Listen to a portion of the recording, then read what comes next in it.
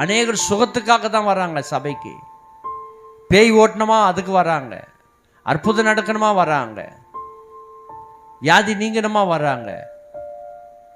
அது நடந்துட்ட உடனே சபையை மறந்துடுறாங்க, ஆண்டவரை மறந்துடுறாங்க.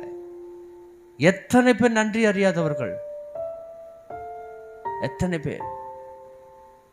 இந்த நன்றி உள்ளவர்கள் இருந்தா ஒவ்வொரு சபையும் நிரம்பி இருக்கும், ஒரு சபை கூட காலியா இருக்காது. எத்தனை சபைகள் காலியா இருக்குல்ல. ஊழியக்காரர்களுக்கு தெரியும் நம்ம படுற பாடுகள். சபை ஆராதனையில் எத்தனை பேர் வராம நம்மளால ஆசீர்வதிக்கப்பட்டவர்கள், ரட்சிக்கப்பட்டவர்கள், ஞானஸ்தானம் பெற்றவர்கள் நன்றியா இருக்கிறாங்களா? அவங்களாம் நன்றியா இருந்தாங்கன்னா சபை எவ்வளவு நிரம்பி வழியும்ல. ஊழியக்காரர்களுக்கு எவ்வளவு தெம்பா இருக்கும். ஊழியக்காரர்களுக்கு ஒரே ஒரு தெம்பு என்ன தெரியுமா? சபையில் ஆட்கள் பெருகணும், காலியாக இருக்கிற இடங்கள் எல்லாம் நிரப்பப்படணும். எல்லாரும் வந்துட்டாங்கன்னா அந்த ஊழியக்காரருக்கு எவ்வளவு சந்தோஷம். ஏன் ஊழியக்காரர்களை துக்கப்படுத்துறீங்க? ஊழியக்காரர்களை ஏன் வேதனைப்படுத்துறீங்க? எத்தனை அற்புதங்கள் அதிசயங்களை கர்த்தர் உங்கள் வாழ்க்கையில் செய்திருக்கிறார் அல்லவா?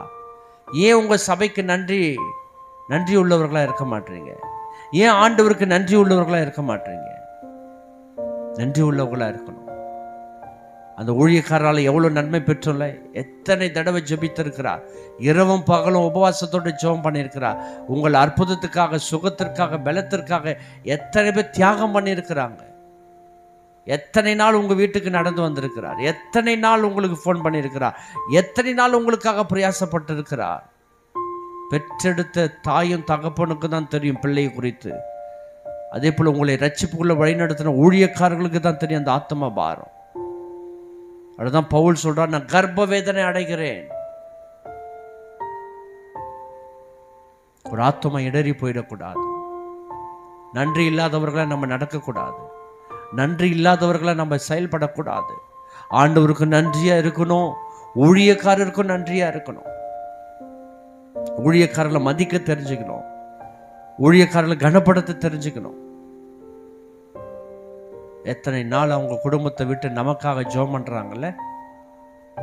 எத்தனை நாள் அவங்க குடும்ப நிகழ்ச்சிக்கு போகாம நம்ம குடும்ப நிகழ்ச்சியில வந்து அவங்க எவ்வளவு ஜெபத்தை நடத்தி இருக்கிறாங்க, உதவி செஞ்சிருக்கிறாங்க. ஊழியக்காரங்க இல்லைன்னா இன்னைக்கு எத்தனை விசுவாச மக்கள் மரித்து போயிருப்பாங்க, உதவி இல்லாம இருப்பாங்க, நிர்கதியா நின்று இருப்பாங்க. ஊழியக்காரருக்கு நன்றி உள்ளவர்களாகவும், ஆண்டவருக்கு நன்றி உள்ளவர்களாகவும்